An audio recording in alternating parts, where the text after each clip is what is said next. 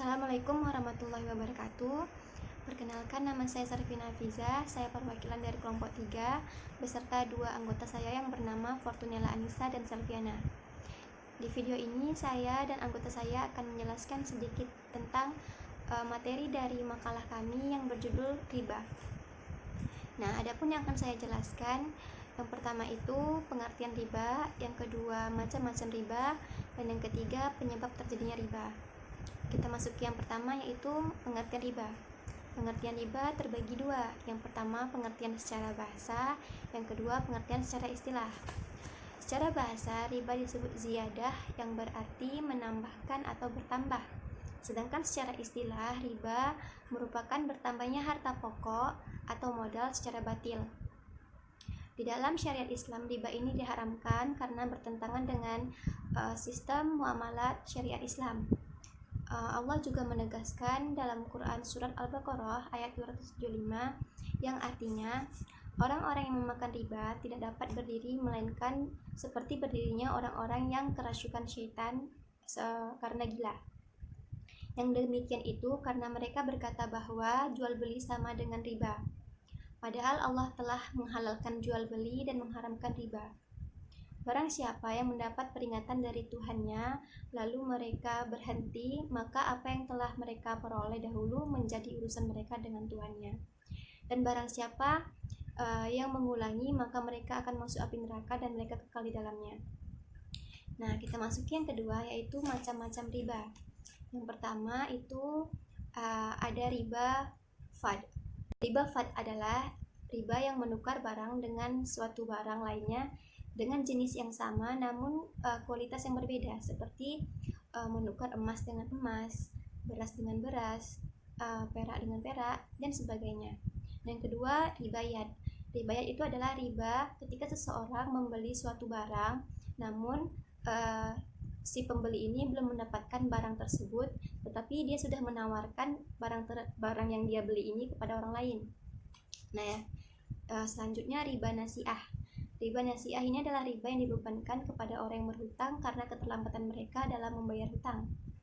Nah, yang terakhir riba qardi, yaitu riba yang ketika seseorang meminjamkan suatu barang kepada orang lain, namun ia meminta imbalan atau manfaat atau keuntungan dari barang yang dipinjamkan tersebut. Nah, yang terakhir hal-hal yang menyebabkan riba. Yang pertama itu tidak sama nilainya, yang kedua tidak sama ukurannya menurut syara, baik timbangan, takaran, dan ukuran. Nah, yang terakhir tidak tunai di majelis akad. Nah, segitu saja yang dapat saya sampaikan. Materi selanjutnya akan dijelaskan oleh teman saya di video selanjutnya. Mohon maaf atas kekurangan. Saya akhiri. Wassalamualaikum warahmatullahi wabarakatuh. Saya Fortunella Anissa. Di sini saya akan membacakan hadis-hadis tentang riba. Sebenarnya ada banyak hadis-hadis yang menjelaskan tentang riba, tetapi di sini saya akan membacakan dua hadis saja tentang riba. Hadis yang pertama, Bismillahirrahmanirrahim.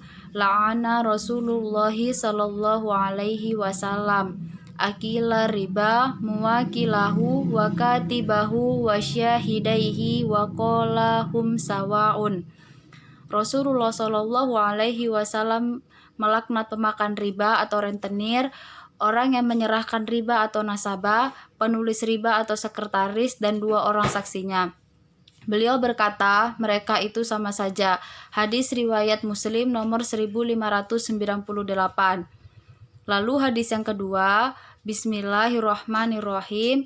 An Abi Sa'idil Khudri qala Rasulullah sallallahu alaihi wasallam adz-dzahabu bidz-dzahabi wal fiddatu bil fiddati wal burru bil burri wasyairu bisyairi wa tamru bitamri wa milhu bil milhi mithlan bin mithli yadan bil yadin faman taza awis tazada faqad arbala khitu wa mu'ti fihi sawaun.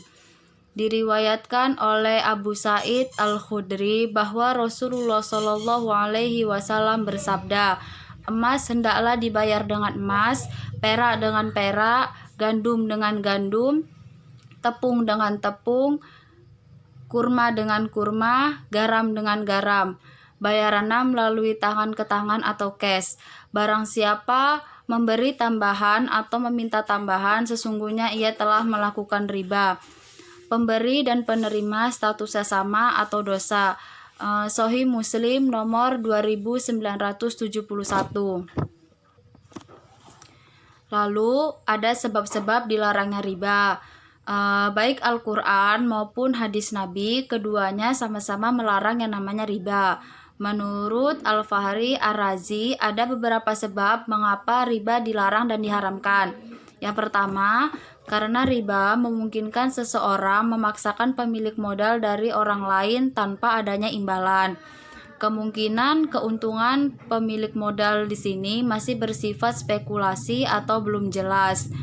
Lalu yang kedua, riba di sini menghalangi pemodal untuk mencari rezeki. Mengapa? Karena pemodal pasti akan berpikir bahwasanya ia cukup membiayai hidupnya hanya dengan bunga berjangka tersebut. Hal ini dapat menimbulkan pemodal akan malas dalam berusaha atau bekerja keras. Lalu yang ketiga, jika riba diperbolehkan, maka tidak menutup kemungkinan bahwa seluruh lapisan masyarakat akan meminjam uang meskipun mereka tahu mereka akan membayar dengan bunga yang cukup tinggi. Lalu yang keempat, larangan riba sudah ditetapkan oleh Nas, yang mana tidak semua tuntutan hukumnya diketahui oleh manusia. Nama saya Selviana. Saya akan menjelaskan tentang hukum riba. Secara garis besar, pandangan tentang hukum riba terbagi menjadi dua kelompok. Kelompok yang pertama yaitu mengharamkan riba yang berlipat ganda atau ad-afan muda'afa. Yang diharamkan Al-Quran adalah riba yang berlipat ganda saja, yaitu riba nasi'ah. Terbukti juga dengan hadis, tidak ada riba kecuali nasi'ah. Karenanya selain riba nasi'ah maka diperbolehkan. Yang mana Quran Surah Ali Imran ayat 130 menjelaskan, Ya ayyuhalladzina amanu lattakulu riba at'afam mudha'afatan wa taqullaha la'allakum tuflihun. Yang artinya, hai orang-orang yang beriman, janganlah kamu memakan riba dengan berlipat ganda, dan bertakwalah kamu kepada Allah supaya kamu mendapat keuntungan.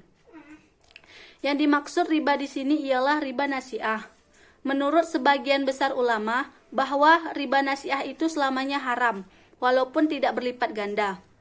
Kelompok yang kedua yaitu mengharamkan riba, baik yang besar maupun kecil. Riba dilarang dalam Islam, baik yang besar maupun kecil, berlipat ganda atau tidak. Riba yang berlipat ganda atau ad-afan muda'afah haram hukumnya karena jatnya. Sedangkan riba kecil tetap haram, karena untuk menutupi ke pintu riba yang lebih besar. Sependapat kelompok kedua, dasar hukumnya adalah Al-Quran tentang keharaman riba secara umum, baik besar maupun kecil. Dari asbabul nuzulnya telah diketahui bahwa ketika turun ayat tersebut telah terjadi praktik riba, tidak saja yang berlipat ganda atau ad-afan muda'afah, tetapi juga yang kecil.